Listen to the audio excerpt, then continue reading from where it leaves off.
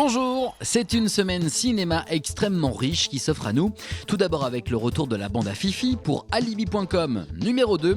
Nous en parlons avec toute l'équipe du film. Et puis direction les glaciers avec des enjeux environnementaux, avec cette classe de Segpa dans le Feel Good Movie, Les Têtes Givrées. On frissonne ensuite dans cette tour où la terreur règne. Et enfin, dans les autres sorties de la semaine, Emmett Till ou encore Pour la France se dénote. Ça vous dirait d'être mes témoins? Non. En fait, ma belle famille veut absolument que mes parents soient présents au mariage. Ah merde. Mais si t'as honte, on peut faire un alibi famille. On loue des faux parents comme on a fait pour le fils de Francis Lalanne. Hors de question, les alibis c'est terminé. C'est ce que pensait Greg, mais avec le souhait de réussir son mariage et donc de tenir à l'écart des parents embarrassants, il réactive tout de même sa boîte d'alibi. C'est le début de l'escalade. Après le 1, c'est vrai qu'on nous demandait pas mal la suite, et en fait, on a vraiment décidé de le faire après le passage en télé, le premier passage en télé sur TF1 d'Alibi.com. On a vu que ça avait quand même sacrément marché, que les gens nous redemandaient une suite, et on s'est dit allez, allons-y. Voilà, ça a mis du temps à trouver la bonne idée, parce qu'on voulait surtout pas décevoir ceux qui avaient bien aimé le 1, et dès qu'on a trouvé la bonne idée, on est parti pour voilà, un an et demi d'écriture.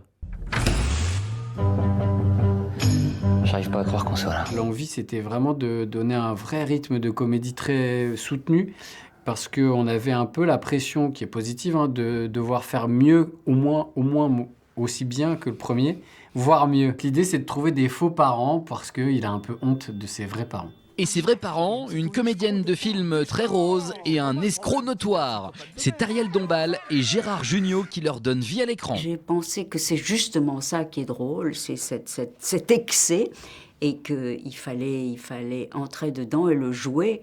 Et voilà, c'est-à-dire que c'est des petites partitions musicales, il faut toucher la bonne note, et puis y aller et rigoler. Ariel a une autodérision magnifique sur ce qu'elle est, sur ce qu'elle représente, et ça c'est très très réjouissant. Et moi j'étais ravi quand il m'a dit que c'était elle qui faisait mon ex-femme. Oui.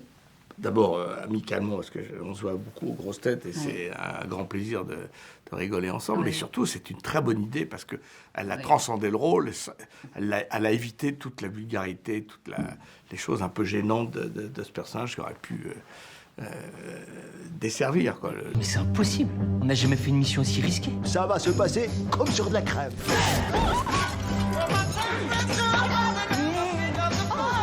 Et Nathalie Baye et Didier Bourdon sont de retour dans le rôle des parents de Flo. Les gags, ça c'est formidable. Mais c'est ça, il faut qu'il y ait aussi du liant. Voilà.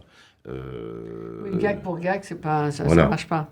Et c'est certain qu'à partir du moment où il y a du liant, alors le gag est encore plus fort, parce qu'il y a un vrai sujet, il y a un vrai... Oui, il faut qu'il y ait des sentiments. Voilà. Et la bande à Fifi ne mégote pas dans le volume de gags. Ça s'enchaîne déjà car Greg va les accumuler. Il la cherche, la malchance, parce qu'il se complique la vie quand même. Il se complique. Comme je dis souvent, c'est là où c'est... Moi, j'adore les films. Les grands films, souvent, ce sont des films qui pourraient s'arrêter très vite, parce que l'histoire pourrait... il pourrait très vite, dès le début, dire voilà. Puis je pense que, vu nos caractères, on aurait dit bon, on peut comprendre. Voilà.